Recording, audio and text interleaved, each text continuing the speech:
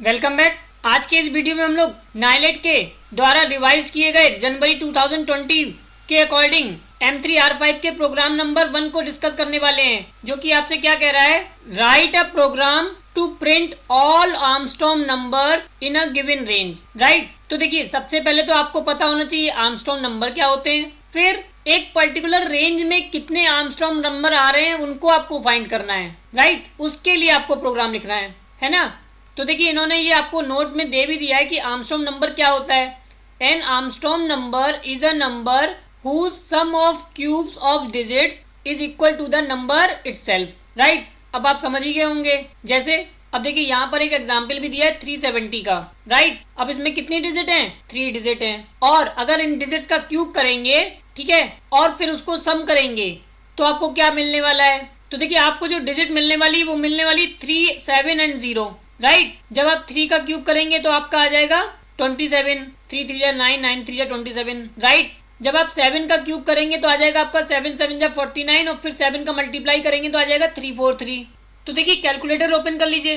Calculator open करने के लिए आप क्या करेंगे, रन कमांड ओपन करेंगे और उसमें आप कैलसी टाइप कर देंगे, CALC, और एंटर कर देंगे तो ये आपका कैलकुलेटर ओपन हो जाएगा। अगर स्टैंडर्ड हो तो यहाँ पर आप साइंटिफिक चेंज कर लीजिएगा, तो उसमें आपको काफ़ी सारे फंक्शंस मिल जाएंगे।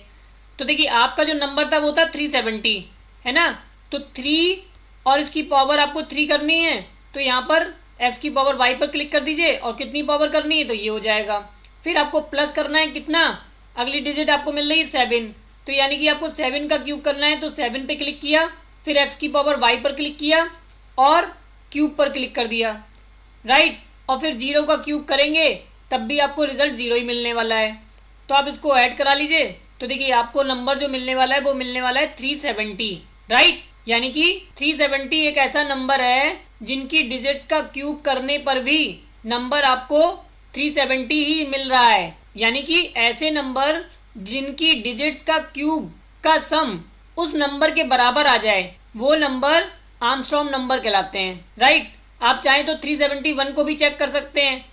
देखिए 3 का क्यूब करेंगे तो आपका 27 आ जाएगा। राइट, 7 का क्यूब करेंगे तो आपका 343 आ जाएगा, और प्लस 1 का क्यूब करेंगे तो 1 ही आएगा, तो देखिए आपको ये 371 मिल जाएगा। राइट, तो 371 भी आपका आर्मस्ट्रॉन्ग नंबर है। 153 भी आपका आर्मस्ट्रॉन्ग नंबर है।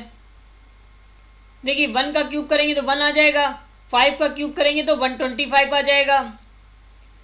राइट, 125 प्लस 3 का क्यूब करेंगे तो आपका 27 आ जाएगा। राइट, और प्लस 1 कर लीजिए तो 153 हो जाएगा, यानी कि 153 भी आपका आर्मस्ट्रॉन्ग नंबर है। राइट, तो चलिए अब आते हैं अपने प्रोग्राम पर। तो सबसे पहले तो हम आपको आर्मस्ट्रॉन्ग नंबर का प्रोग्राम सिंपल बना के दिखाएंगे, देन आपको आपके क्वेश्चन के अकॉर्डिंग प्रोग्राम समझाएंगे, यानी कि उस रेंज में कितने आर्मस्ट्रॉन्ग नंबर आ रहे हैं। राइट, एक नई फाइल ओपन कर ली हमने, कमेंट दे दिया आर्मस्ट्रॉन्ग नंबर के लिए।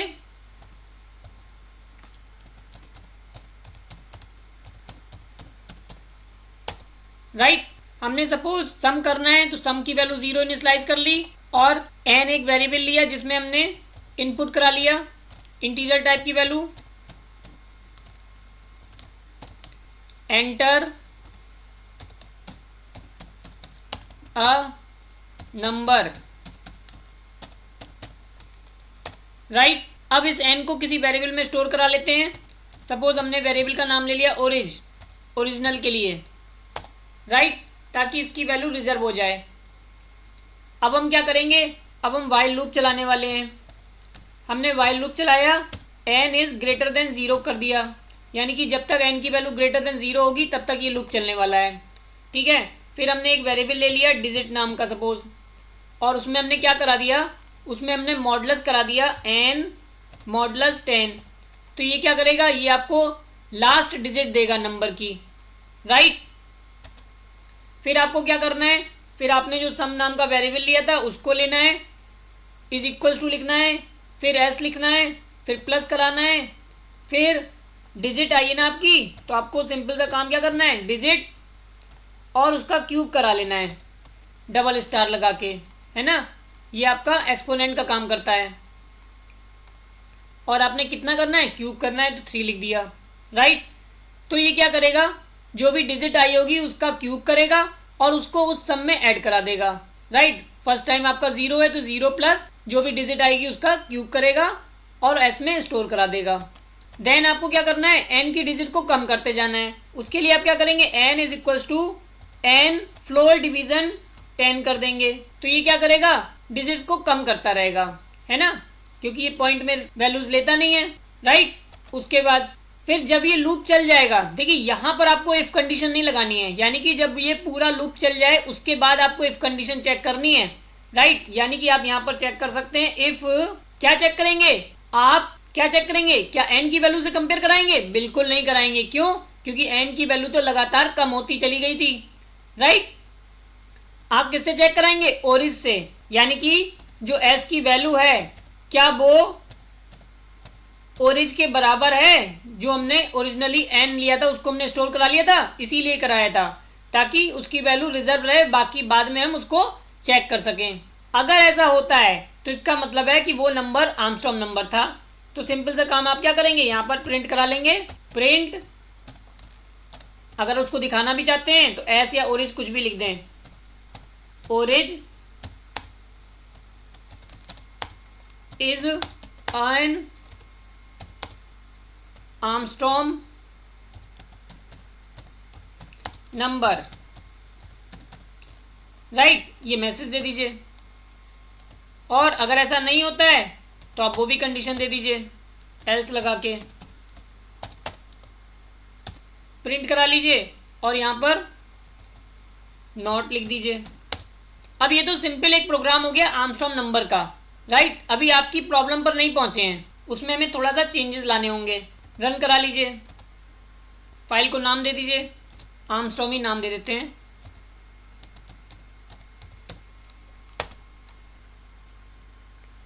हमसे नंबर इनपुट करा रहा है तो सपोज हम आपका नंबर ही इनपुट कर लेते हैं 370, राइट।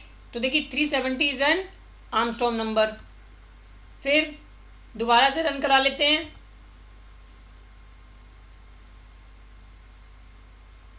देखिए 371 ये भी आपका आर्मस्ट्रॉन्ग नंबर है, राइट। एक बार फिर रन करा लेते हैं, 153 ये भी आपका आर्मस्ट्रॉन्ग नंबर है। अब चलिए कोई और नंबर दे देते हैं, 456, देखिए ये आपका आर्मस्ट्रॉन्ग नंबर नहीं है, यानी कि इनकी डिजिट्स का क्यूब करने पर जो सम आपको मिलेगा वो 456 के बराबर नहीं होगा, यानी कि उस नंबर के बराबर नहीं होगा। तो ऐसे नंबर जो हैं वो आपके आर्मस्ट्रॉन्ग नंबर नहीं कहलाएंगे, राइट। तो ये तो सिंपल आपका आर्मस्ट्रॉन्ग नंबर का प्रोग्राम बना। लेकिन अब आपको प्रोग्राम के अकॉर्डिंग आपको क्या करना है, उसमें आपको करना है रेंज देनी है और उस रेंज में जितने भी आर्मस्ट्रॉन्ग नंबर हैं उनको प्रिंट कराना है, राइट। तो यानी कि आपका एल्स का केस तो ख़त्म हो जाता है यहाँ पर। तो इसको आप कमेंट में रख दीजिए, तो हमें इसका तो काम ही नहीं है, राइट।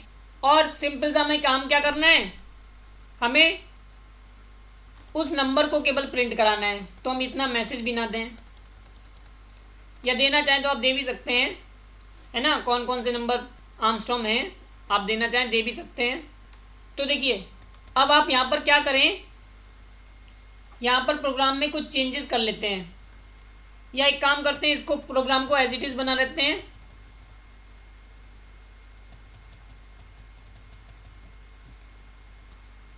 ठीक है, कंट्रोल ए कर लेते हैं, पूरे प्रोग्राम को ही कमेंट कर लेते हैं, राइट। अब देखिए हमें क्या क्या ज़रूरत पड़ने वाली वो हम इसको कॉपी कर लेंगे। फ़िलहाल तो हमें रेंज इनपुट करनी है, राइट। तो हम एक मैसेज दे देते हैं यूज़र को, प्रिंट एंटर द रेंज। तो हमने यूज़र से रेंज इनपुट करा ली। अब उस रेंज में हमें 2 वेरिएबल चाहिए ना, यानी कि जो स्टार्टिंग और एंड बताए, राइट। तो हमने सपोज क्या करा, हमने एक ब्लैंक लिस्ट ले ली सपोज, और जिसकी वैल्यू हमने 0,0 इनिशियलाइज कर ली, राइट। अब हम क्या करेंगे, अब हम एक लूप चला लेंगे, फॉर आई इन एक्स कर लेंगे, राइट। और यहाँ पर इनपुट का फंक्शन चला लेंगे और यहाँ पर लिख देंगे एक्स आई, ठीक है, is equals to I N T int करा लेंगे और यहाँ पर इनपुट फंक्शन चला लेंगे।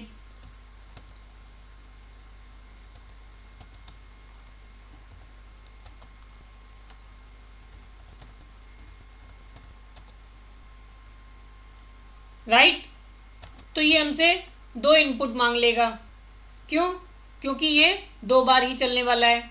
और आप चाहें तो ये भी कर सकते हैं कि आप x ना लिखें, रेंज फंक्शन का यूज़ कर लें, रेंज।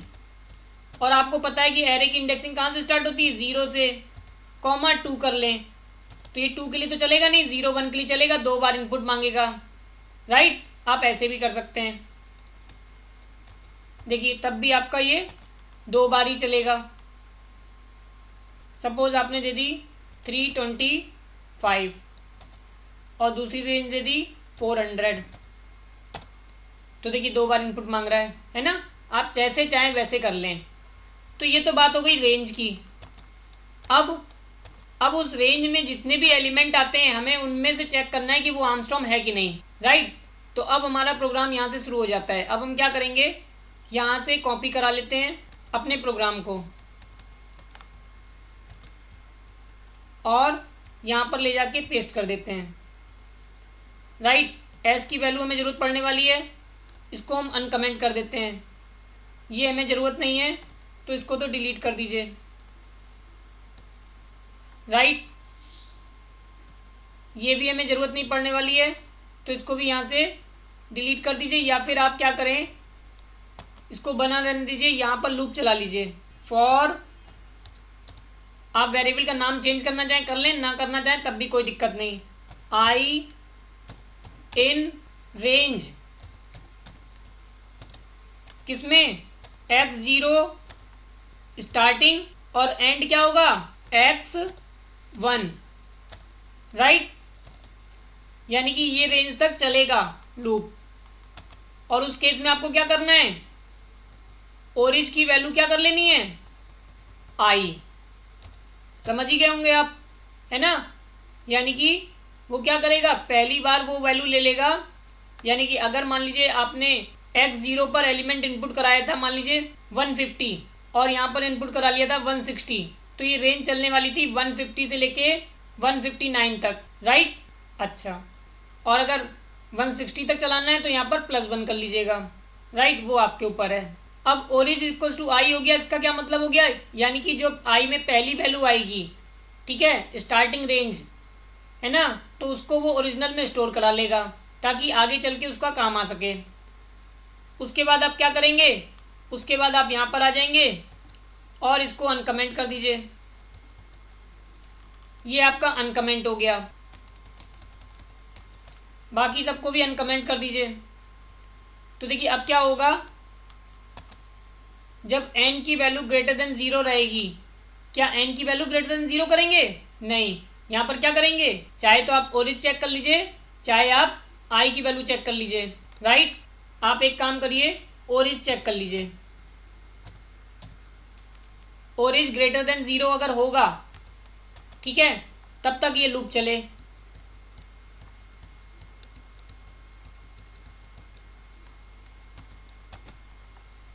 काम क्या करे, काम यही करे। लेकिन देखिए एक गलती आपसे हो जाएगी, यहाँ पर s की वैल्यू 0 यहाँ पर ना करें, आप उसको कहाँ कर लें, आप उसको यहाँ पर कर लें। क्यों, क्योंकि जितनी बार भी लूप चले हमेशा s की वैल्यू 0 हो जाए, है ना, नहीं तो वो करंट वैल्यू लेने लगेगा। तो इस तरीके से हो जाएगा आपका।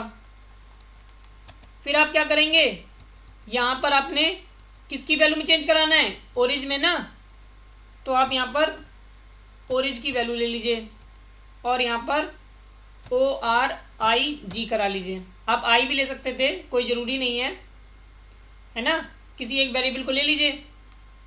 अच्छा, जब इस तरीके से प्रोसेस हो जाएगी, ठीक है, उस केस में आपको क्या करना है, उस केस में आपको यहाँ पर कंडीशन यहां पर चेक होगी आपकी। और किससे चेक कराएंगे? आई से चेक करा लीजिए, क्योंकि ओरिज को तो आपने चेंज कर रखा है, राइट। देखिए ये आपका पूरा प्रोग्राम बन गया। अब हम आपको पूरा प्रोग्राम स्टेप बाय स्टेप समझा देते हैं। देखिए यहाँ पर आपको एक मैसेज मिल जाएगा एंटर द रेंज के लिए, और यहाँ पर आपने एक लिस्ट बना ली जिसमें आपने 2 एलिमेंट पास कर दिए, ठीक। और फिर आपने उस रेंज को इनिशियलाइज कर लिया फॉर लूप चला के, है ना। आप चाहते तो फॉर आई इन एक्स भी कर सकते थे, और आपने फॉर आई इन रेंज भी करके देख लिया, है ना। दोनों तरीके से ये लूप 2 बार ही चलना चाहिए, चल भी रहा है ना। अच्छा, उसके बाद x0 पर वैल्यू इनिशियलाइज करा दीजिए और x1 पर वैल्यू इनिशियलाइज करा दीजिए, तो वो आपकी स्टार्टिंग और एंड रेंज को बता देगा, है ना, कि किस रेंज तक आपको चलना है।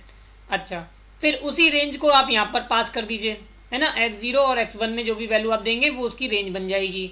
अगर आप उस रेंज की वैल्यू तक चलाना चाहते हो तो यहाँ पर +1 भी कर सकते हैं, राइट। फिर आपने क्या करा, एक ओरिज नाम का वेरिएबल लिया जिसमें आई की वैल्यू को रिजर्व करा लिया, राइट। तो देखिए अब आप चाहते तो यहाँ पर आई की वैल्यू को भी यूज़ कर सकते थे, और आप चाहते तो यहाँ पर ओरिज की वैल्यू को भी यूज़ कर सकते हैं। हमने यहाँ पर ओरिज वैल्यू को यूज़ कर लिया है और आई को एज इट इज़ बना रहने दिया है ना। इसीलिए हमने यहाँ पर इफ़ कंडीशन में आई से कंपेयर कराया है। और अगर आप आई की वैल्यू प्रोग्राम में चेंज कर देते हैं तब आप यहाँ पर ओरिज से चेक करा लेते हैं, यानी कि यहाँ पर दोनों की वैल्यू सेम है, आई की वैल्यू भी सेम है और ओरिज की वैल्यू भी सेम है, तो आप किसी एक वेरिएबल में चेंज कर सकते हैं, राइट। क्योंकि जब तक ये दोबारा लूप नहीं चलेगा तब तक आई में चेंज नहीं होगा, और अगर आई में चेंज कर भी देते हैं तो जब ये दोबारा लूप चलेगा तो आई की नई वैल्यू ले लेगा, राइट। अच्छा, फिर आपने क्या करा, एस की वैल्यू 0 यहाँ पर करना इसलिए ज़रूरी था कि जितनी बार भी ये लूप चले, यानी कि जितनी बार भी उसको नया नंबर मिलेगा रेंज में, तो एस की वैल्यू 0 कर दे। क्यों? क्योंकि यहाँ पर चेंज हो चुकी होगी ना एस की वैल्यू, तो वो फिर रिजल्ट आपको गड़बड़ दे देगा। इसलिए हमने यहाँ पर लूप के अंदर एस की वैल्यू 0 कर ली, राइट। उसके बाद हमने वाइल लूप चला दिया जो कि चेक कर रहा है आर्मस्ट्रॉन्ग नंबर है कि नहीं। पहले आपने चेक कराया कि कब तक लूप चलेगा, ओरिज जब तक ग्रेटर देन 0 होगा, राइट। उसके बाद आपने उनकी डिजिट्स को सेपरेट कर लिया 10 से मॉडुलस करा के, राइट।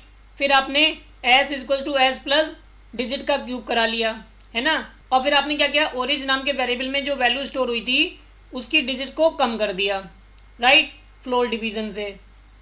सपोज आपने 153 लिया होता तो ये आपको 15 रिटर्न करता, राइट। अच्छा, जब ये लूप पूरा कंप्लीट हो जाएगा उसके बाद हम यहाँ पर इफ़ कंडीशन चला लेंगे। इफ़ एस इक्वल्स टू आई, यानी कि एस की वैल्यू क्या आई के बराबर है अभी, करंट वाला आई, राइट। और अगर ऐसा होता है तो वो ओरिजिनल नंबर, तो देखिए यहाँ पर चेंज कर दीजिए, एस कर दीजिए या आई कर दीजिए, S is an Armstrong number, right. तो ये आपका प्रोग्राम बनके तैयार हो गया। अब इसको रन करा लीजिए। आपसे रेंज मांग रहा है, ठीक है। आपने रेंज दे दी सपोज 300 और अपर रेंज दे दी आपने 400। ये आपका 399 तक चलेगा, right. N is not defined, where is N, right. यहाँ पर एन ले लिया है ना, इसलिए एरर दे रहा है। यहाँ पर क्या आ रहा है, ओरिज, राइट। अब इसको रन करा लीजिए। रेंज दे दिया हमने 300 to 400, राइट। एंटर करा लीजिए। देखिए 2 नंबर इसको मिले, 370 एंड 371, बाकी कोई भी नंबर आपका आर्मस्ट्रॉन्ग नंबर नहीं था, राइट। दोबारा से रन करा लीजिए।